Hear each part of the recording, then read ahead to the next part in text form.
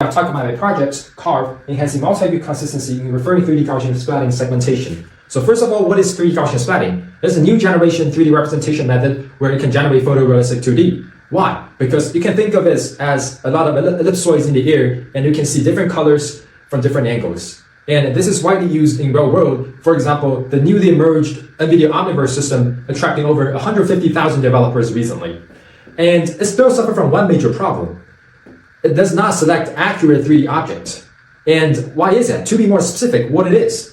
To be more specific, what we've seen is that it's a multi-view inconsistent. What does that mean? This means that the model, the 3D object we selected only looks correct in certain angles, which means it's inaccurate.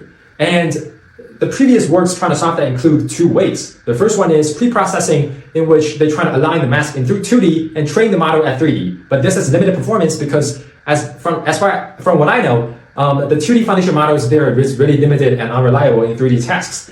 And at the same time, another line of work is clustering. But they still fail because they cannot really identify the edges of the object. And the performance just really depends on the complexity of the scenes.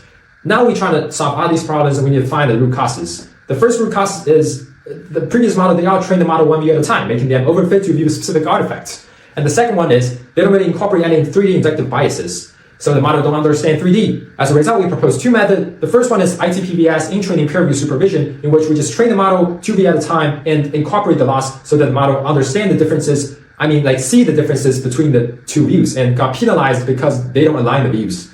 And the second method is GFCE, which is Gaussian field camera encoding, and in which we just incorporate the camera positions into the model so the model can just understand the differences introduced in training peer review supervision and got improved so that it can converge faster. And we all reached the state-of-the-art performance in all three major datasets we tested on.